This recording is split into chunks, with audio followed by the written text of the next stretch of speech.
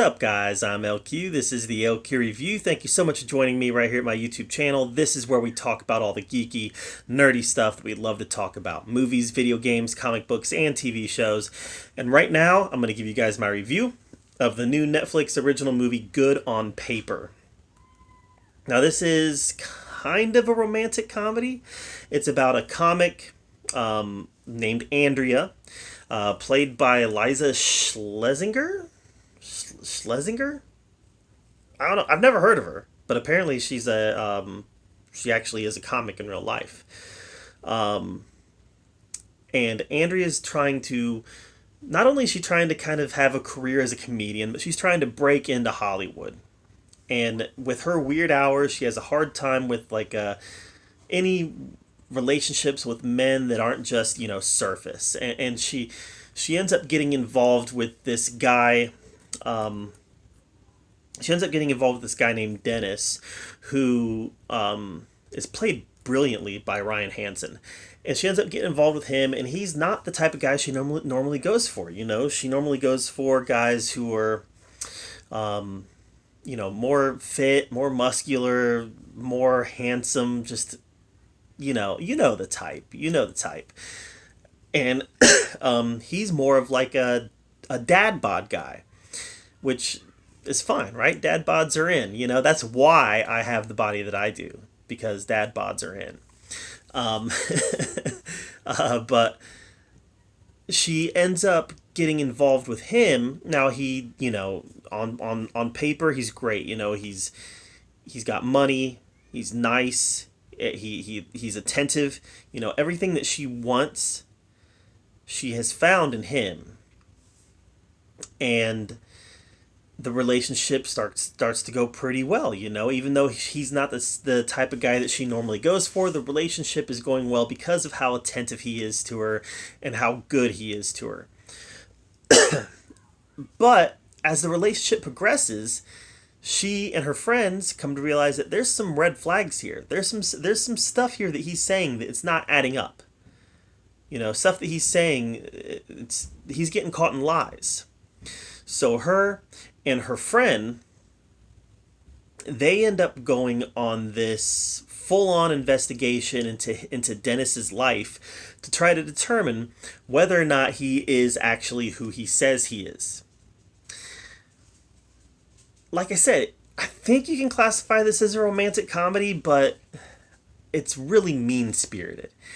It's a really mean-spirited movie, mostly because of Dennis, but because Dennis is kind of a sleazeball. But the main characters in the movie, you come to realize that they're really flawed people too. and as you're watching it and as everything's unfolding, you come to realize that, all right, I'm supposed to root for Andrea here, and I am rooting for Andrea. But she's not the best person either.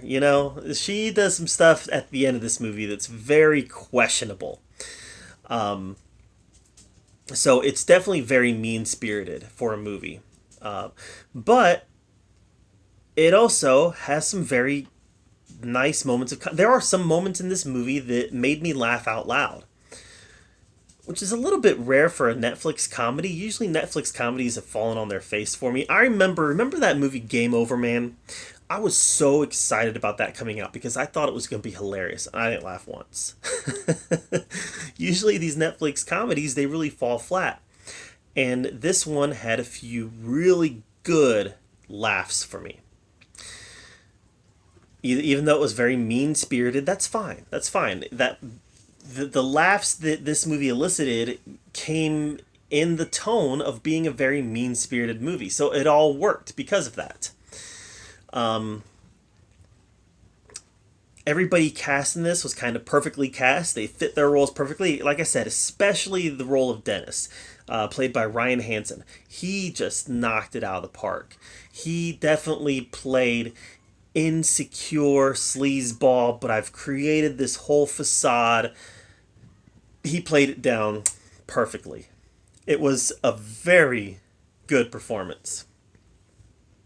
Like I said, I'd never really seen Schlesinger. I'd never really seen her before, but she was pretty funny in this. She was pretty funny in this. The one that I was really into, though, is Rebecca Rittenhouse. And once you've seen the movie, you might realize, wow, how ironic that that was the performance that I really enjoyed. Rebecca Rittenhouse plays Serena, and Serena is this character who has hit it big. You know, she is in these movies, she is in these TV shows, and Andrea just has to keep watching this girl succeed, and she's very jealous of her. And so it's kind of ironic that I say that I liked Rittenhouse's performance a little bit better. But like I said, everybody kind of really played their roles to perfection. So while this isn't the type of movie that is gonna really have a lot of rewatchability with me, like I'm not gonna sit down and watch this a whole lot of times because it wasn't that kind of comedy. Like Step Brothers, I can sit down and watch it and watch it and watch it. Talladega Nights, I can sit down and watch it and watch it and watch it. Guys, Forgetting Sarah Marshall, I can sit down and watch over and over again. Mike and Dave Need Wedding Dates. I don't know why, but I can sit down and watch that one over and over and over again. This one has no rewatchability. It was just a nice watch. It was a nice watch. So I don't know. Good on paper for me. I'm going to give it a C plus. It did what it was supposed to do. It did what it set out to do. I just didn't enjoy it enough to really put it into my regular rotation. So C plus for good on paper. It was, as movies go, it was good on paper, but it wasn't as good as I wanted it to be.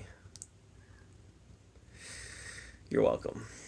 All right, guys, what did you think of Good on Paper? Let me know in the comments down below. I'd love to hear your take on it. While you're down there commenting, make sure that you subscribe to my channel. I put out a lot of content, and I want to make sure that you're up to date with everything that I'm doing. And as always, thank you so much for joining me right here at the LQ Review, where we get to talk about all the geeky, nerdy stuff that we love to talk about. Until next time, we'll see you guys later.